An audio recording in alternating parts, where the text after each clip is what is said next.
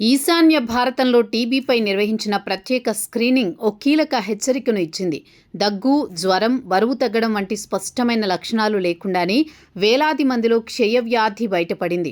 లక్షణాలు కనిపించకపోవడం వల్ల రోగులు ఆలస్యంగా గుర్తింపుకు రావడం, అప్పటికే ఇతరులకు వ్యాప్తి చెందే ప్రమాదం ఉండడం ఆరోగ్య శాఖకు ప్రధాన సవాలుగా మారింది.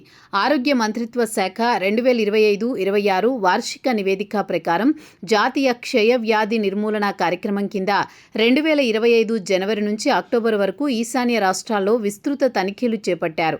మొత్తం 39 లక్షల మందికి స్క్రీనింగ్ నిర్వహించగా 41,727 టీబీ కేసులు గుర్తించారు. వీరిలో 14,356 మందికి ఎలాంటి లక్షణాలు లేవు. మొత్తం కేసుల్లో సుమారు 34% మంది లక్షణాలు లేకుండానే టీబీతో ఉన్నట్టు గుర్తించడం సాధారణ నిర్ధారణ విధానాల పరిమితిని చూపిస్తోంది. ఆసుపత్రికి వచ్చిన వారిని మాత్రమే పరీక్షిస్తే ఇలాంటి కేసులు దొరకకపోవచ్చు. అందుకే ప్రమాదంలో ఉన్న వర్గాలు, బలహీన సమూహాలను లక్ష్యంగా చేసుకుని ఇంటింటి స్థాయిలో స్క్రీనింగ్ పెంచుతున్నారు.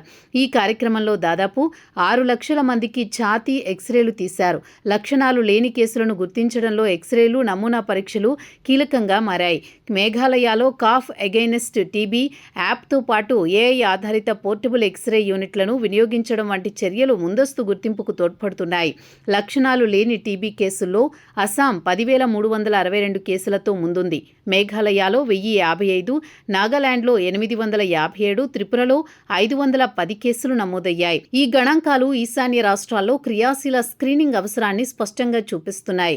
లక్షణాలు కనిపించని రోగులు చికిత్స ఆలస్యం చేసే అవకాశం ఎక్కువ. టీబీ చికిత్స మధ్యలో ఆపినా, ఆలస్యంగా ప్రారంభించినా వ్యాధి నియంత్రణ కష్టమవుతుంది. అందుకే నిర్ధారణ తర్వాత వైద్యుల సూచనల ప్రకారం పూర్తికాలం మందులు తీసుకోవడం అత్యంత ముఖ్యం. టీబీ నిర్మూలనలో ముందస్తు గుర్తింపు, సకాలంలో చికిత్స, ప్రజల్లో అవగాహన కీలకం. దీర్ఘకాలిక దగ్గు, జ్వరం, రాత్రివేళ చెమటలు, బరువు తగ్గడం వంటి లక్షణాలు ఉంటే నిర్లక్ష్యం చేయకూడదు. లక్షణాలు లేకపోయినా ప్రమాదంలో ఉన్నవారు స్క్రీనింగ్కు ముందుకు రావడం వ్యాధి వ్యాప్తిని తగ్గించడంలో సహాయపడుతుంది.